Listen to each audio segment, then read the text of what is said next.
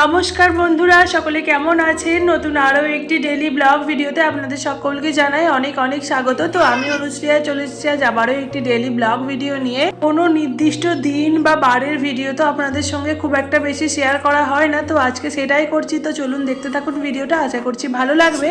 যদি ভালো লেগে থাকে অবশ্যই এটা লাইক করে কমেন্ট করে আমার পাশে থাকবেন।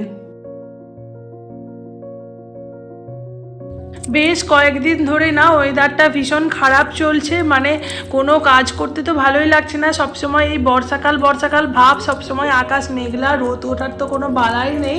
সকালবেলা ঘুম থেকে উঠতে তো একদম ভালো লাগে না, গা হাত ম্যাজ ম্যাজ করে, কাজকর্ম দেখলে মনেই হয় না যে কাজ করি কিছু। এত বিরক্তিকর মানে পরিস্থিতি। বিয়ের আগে অন্যরকম ছিল, তখন বর্ষাকালটা তবু একটু ভালো লাগতো, পড়তে টড়তে যেতে হতো না, বৃষ্টি পড়তো ঝিমঝিম করে। আর এখন এই সংসারের কাজের মানে সংসারই হয়ে গিয়ে না, মানে বিয়ের পর থেকে সংসারের কাজকর্মতে আর কি, যেহেতু জামা কাপড় কাচলে শুকোয় না, ঘর মুছলে যেন মনে হয় অনেকক্ষণ ধরে শুকোচ্ছে না, একটা স্যাঁতা স্যাঁতা ভাব যাকে বলে। তো এই জন্য না এই সময়টা একদম ভালো লাগে না। আর ভীষণ হাওয়া দিচ্ছে এখন। যাই হোক, তো সংসারের কাজকর্ম তো করতেই হবে। আর আজকের বারটা ছিল বৃহস্পতিবার, তো বৃহস্পতিবার তো অনেক কাজ থাকে।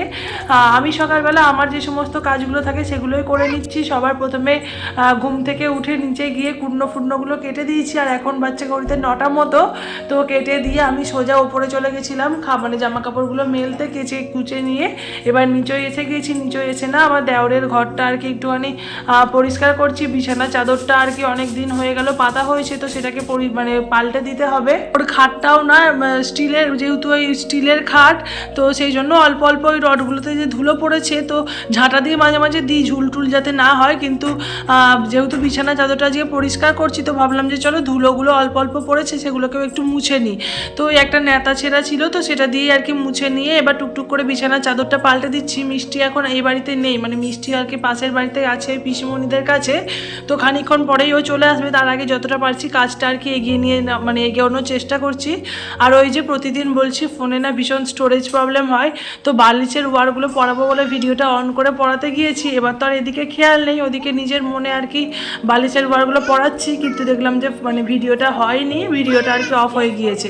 যাই হোক, তারপরে আবার স্টোরেজটা ক্লিন করে এখন স্নান করে নিয়েছি, স্নান করে চলে এসেছি চুল আঁচড়াচ্ছি। আর কি বলতো, মিষ্টিকে না এবার স্নান করাবো। ঘড়িতে প্রায় ওই 12টা 10 মতো এরকম বাজছে এই সময়। তো এরপরে ওকে খাওয়াবো, খাইয়ে এবার ঘুম পাড়াবো।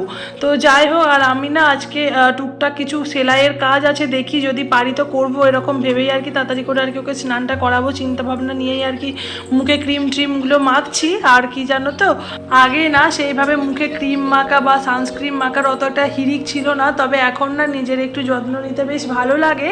আর সেই জন্যই না টুকটুক করে নিজের ওই ক্রিম মাখা মানে স্নান করার পরে আর কি চুলটা আঁচড়ে মুখটা একটু যতই সময় কম থাক তবু আর কি ক্রিম মাখি। এদিকে তারপরে তোমাদের সঙ্গে দেখা হচ্ছে দুপুর ওই 1টা 1:30 নাগাদ।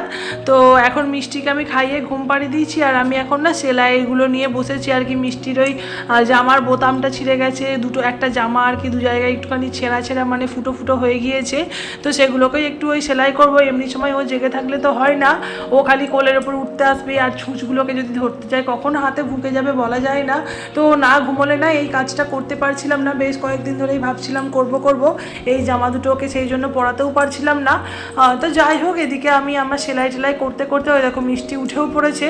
আর ওই যে বললাম ও সবসময় খালি চলে আসতে চায় আমার কাছে, ঠিক সেটাই করছে, মানে ওই যে আমি সুতো ছুঁচ নিয়ে কি করছি ওইটা হচ্ছে ওর আগ্রহ, ও বারবার চলে আসবে আমার কাছে। তবে একটা কথা কি জানো তো, সারাদিন ও আমার কাছে থাকে, তো যখন মানে ও হয়তো কেউ ওকে নিয়ে গেল, ওই যে পাশের বাড়িতে সকালবেলা একটু দিয়ে আসি, তো ওই 1 ঘন্টা মনে হয় তাড়াতাড়ি করে কাজ করে নিয়ে আমার মেয়েটাকে আগে আমার কাছে নিয়ে আসি। যতই কাজ থাকুক তবু মনে হয় না যে মিষ্টিকে ছেড়ে থাকি।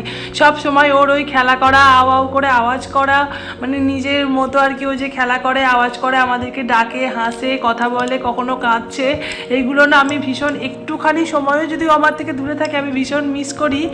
তো আমি জানি না আস্তে আস্তে তো বড় হয়ে যাবে, তখন ও হয়তো নিজের মতো স্পেস করে নেবে।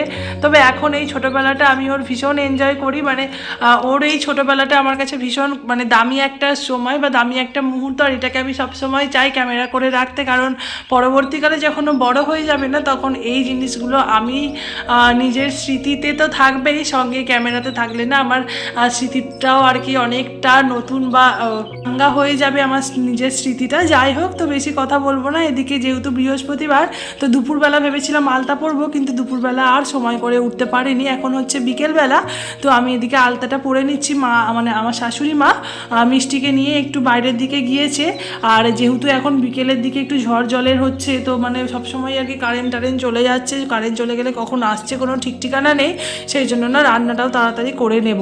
তো আলতা টালতা পরে নিয়েছি, আর অনেক দিন না পায়ে নেল পালিশও পরিনি, তো আলতা পরার আগে না প্রথমেই নেল পালিশটা পরে নিয়েছি পায়ে।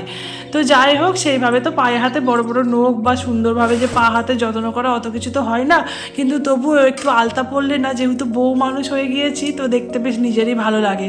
যাই হোক, এদিকে আমি রাত মানে ঘুগনি রান্না করব, তো সেই জন্য পেঁয়াজ, তারপরে আদা রসুন, তারপরে হচ্ছে টমেটম, এই সমস্ত কিছু লঙ্কা সব কিছু টুকটুক করে কুচিয়ে নিচ্ছি। আর মানে বাড়িতে তো আলুতে ভর্তি, এখন তো আলুর দাম নেই, তো আলু স্টোরে ফোরেও যাচ্ছে না। যাই হোক, বাড়িতে প্রচুর আলুতে ভর্তি হয়ে আছে, পুরো সিঁড়ির তলাটা পুরো ভর্তি আলু, মানে সবজির পেতেগুলো রাখার জায়গা নেই। সমস্ত কিছু কেটে কুটে নিয়ে তারপরে আমি ওদিকে মশলা টশলা করে নিয়েছিলাম, কারণ এখন তো মা মানে আমার শাশুড়ি মা মিষ্টিকে নিয়ে বেরিয়েছে একটু বাইরের দিকে, তো আমি ভাবলাম যে যতটা পারি আর কি মাকে করে দিই কাজ, কারণ মা তো মানে প্রতিদিন বিকেলের দিক থেকে না আমি অত রান্না টান্না করি না, মিষ্টিকে নিয়েই থাকি। তো আজকে একটু মন হলো করতে, আর যেহেতু একটু ভালো মন্দ রান্না হচ্ছে, তো সেটাই আর কি করবো ভাবলাম। যাই হোক, এদিকে দেখো আমি প্রেশার কুকার বসিয়ে দিয়ে মটরগুলো সিটি দিতে দিয়েছি, আর তারপরে না আমি মশলাটাও করে নিয়েছিলাম। তোমরা যারা এতক্ষণ আমার ভিডিও দেখলে, তোমাদের সকলকে অসংখ্য ধন্যবাদ। তোমাদের যদি আমার ভিডিও কোনো অংশ বা কোনো কিছু ভালো লেগে থাকে, তাহলে অবশ্যই আমার চ্যানেলটাকে লাইক করে আমার পাশে থাকবে এবং সাবস্ক্রাইব করে রাখবে আমার চ্যানেলকে, যাতে আমার ভিডিও সবার প্রথমে তোমাদের আগে যায়। তো এদিকে আমি মশলা বাটার জন্য সমস্ত কিছু নিয়ে রেডি করে নিয়েছি। আর আমাদের শিলনোড়াটা দেখো কত বড়, এটা মানে নামাতে আর তুলতে না ভীষণ বিরক্ত লাগে। তারপরে এদিকে আমি চলে এসেছি কড়াইয়ে, মানে সিটি পড়ে গিয়েছে, ওদিকে মটরও সেদ্ধ হয়ে গেছে। এদিকে কড়াইয়ে পাঁচফোড়ন, তেল, মানে শুকনো লঙ্কা, এই সমস্ত কিছু দিয়ে আস্তে আস্তে মশলাটাকে করব। ওদিকে মিষ্টিকে এবার ঘুম পাড়াতে হবে, ও কাঁদছে, তো আমি যতটা পারি আর কি করে দিয়ে চলে যাব, বাকিটা মা করবে।